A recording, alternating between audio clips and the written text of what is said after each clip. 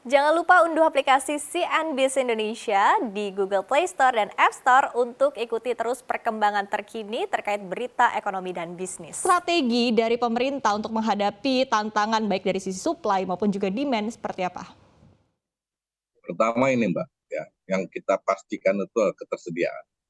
Itu yang paling utama. Artinya terutama untuk bahan pokok itu ketersediaannya harus cukup.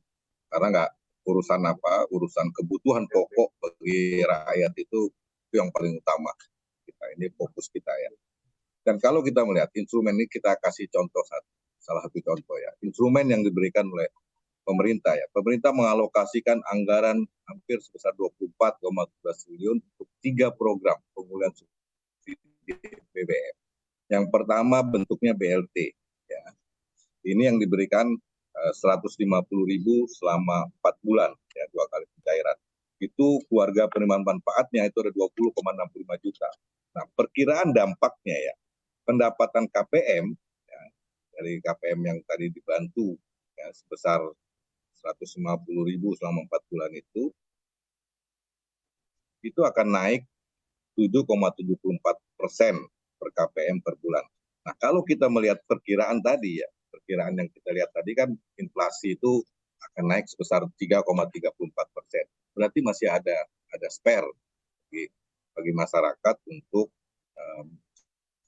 paling tidak terlalu tertekan ya, dengan adanya inflasi. Kemudian subsidi bantuan upah, ya, ini yang diberikan kepada 16 juta pekerja dengan gaji maksimum 3,5 juta rupiah per bulan, sebesar 600.000 ya, satu kali pencairan.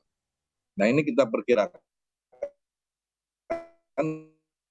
dampaknya itu menambah penghasilan ya, dan per bulan sampai Desember 2022. Nah, ini juga masih lebih tinggi dari prediksi kenaikan inflasi yang 3,34. Artinya masih ada spare yang sudah dihitung oleh pemerintah bahwa ketika ada tekanan kenaikan harga mengakibatkan inflasi, tetapi kelompok-kelompok masyarakat yang memang sangat memerlukan ini sudah disiapkan perangkat. Dan yang terakhir, yang ketiga, itulah subsidi transportasi umum melalui anggaran daerah. Saya kasih contoh, itu diatur oleh pemerintah daerah. Subsidinya bisa transportasi umum, kemudian bantuan pada lain dan tambahan perlindungan sosial.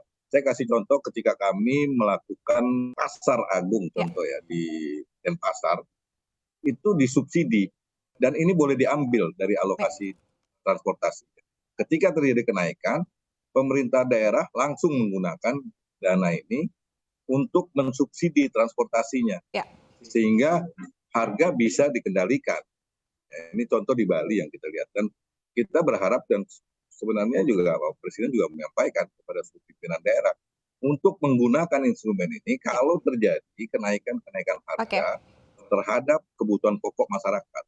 Jadi instrumen-instrumen yang disiapkan oleh pemerintah, dan ini tentu akan terus dievaluasi. Artinya instrumen ini kalau hitung-hitungan sementara, ini masih subsidi yang diberikan itu kepada masyarakat yang memang memerlukan, masih bisa dikendalikan kenaikan harga ini melalui subsidi yang diberikan.